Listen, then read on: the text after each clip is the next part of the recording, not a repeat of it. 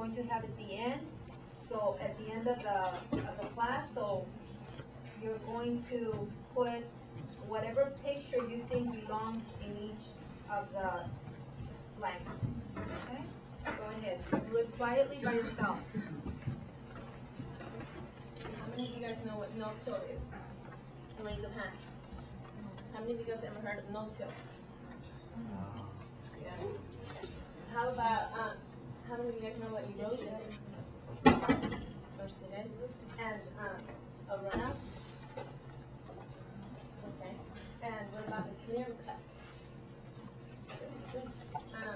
Okay, so you're going to be hearing these words a lot throughout the lesson, okay? Here's a picture of all the vocab words, just so you can get an idea, because in a minute we're going to be going outside and doing an activity, an experiment, okay?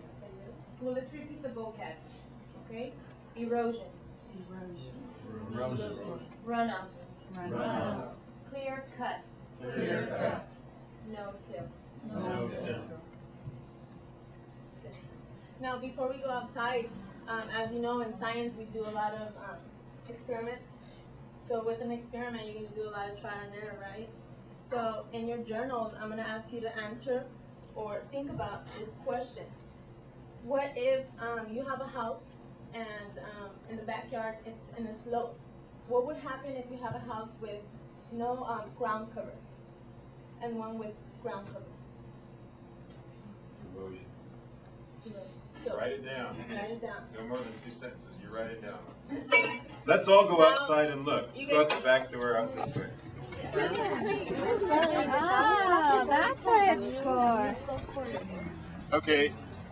I put 2,000 milliliters in this, so we have to, when we talked about having an experiment, you always have to quantify everything.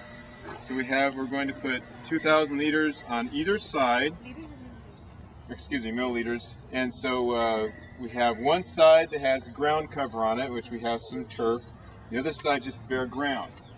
So I need a volunteer to come over and just gently pour these 2,000 milliliters on the one side, just start kind of right at the top, and then once that's empty, then we'll fill it up with another 2,000. While you're doing that, I'll fill these up.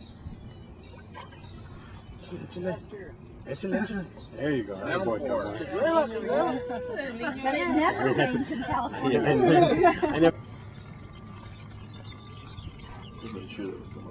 Somebody else want to pour this other side?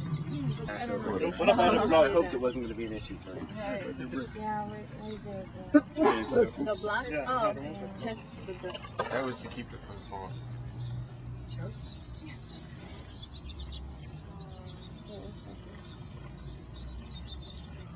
Okay, so there's 2 things we're going to look for, and we could spend a lot of time on this. One is the amount of water that runs off.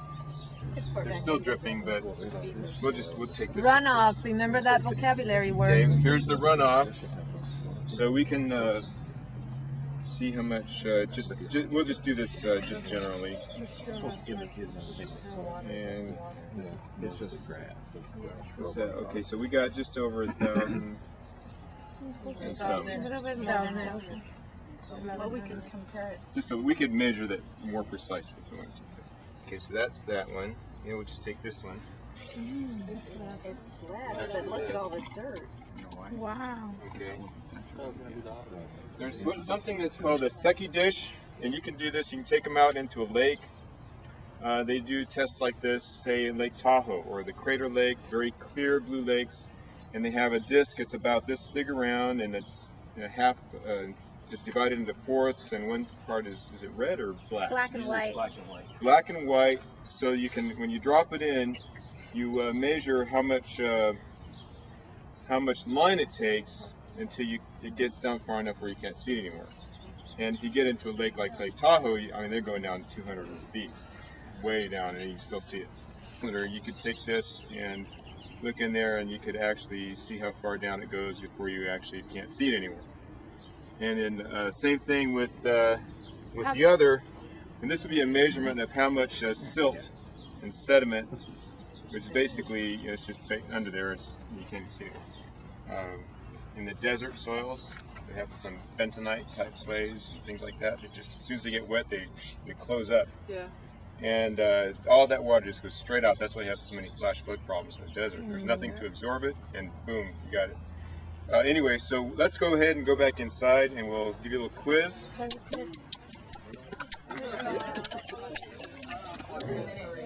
At this point, once you guys do the experiment, you guys come back in, and now you would spend more time going over the vocabulary words in detail, explaining what they are and how they play a role in erosion.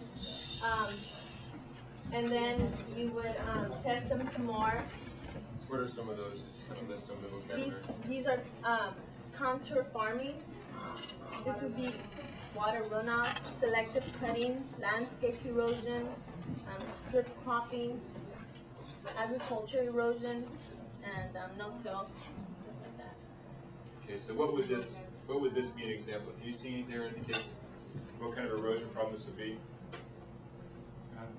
Anybody see a stump?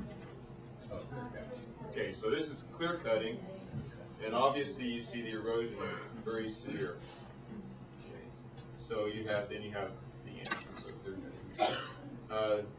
This is another we would discuss. This is block clear cutting. It's kind of a compromise.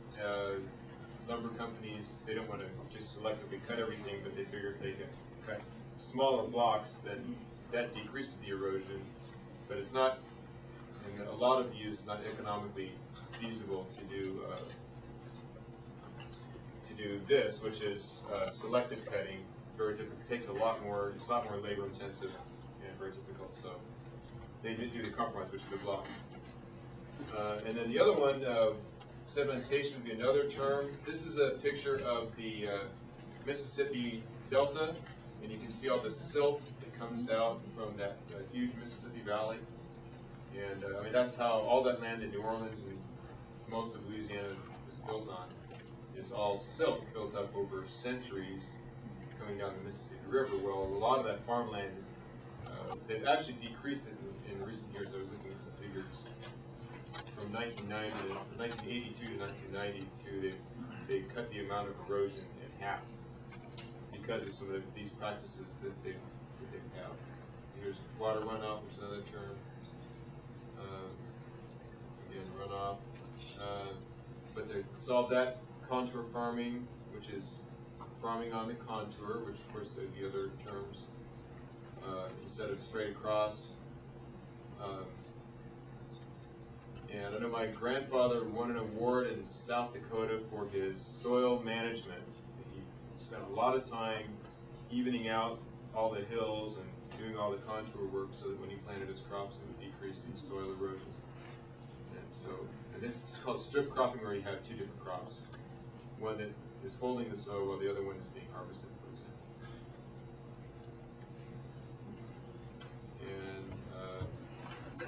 And this is no-till. No-till. Usually, if you go up and down the valley here, then you see where the tractor will pull everything under. For example, in cotton, they have to do that to get rid of the life cycle of certain pests that are in the ground. So they have to do that to get rid of that. But in some cases, you don't have to do that. And if you do it, it holds onto the soil a lot better. It really decreases the amount of erosion. So you can strip crop certain things like planting wheat in an old cornfield or beans, things like that. Now we would go back to the overhead projector, and everybody would have to tell which one A, B, C, and D were. That's what we would do. And then for those students that were ahead already and finished, then we would have the sites in which they could go to for the differentiated instruction, so that they could go out and explore a little further the ones that need to count.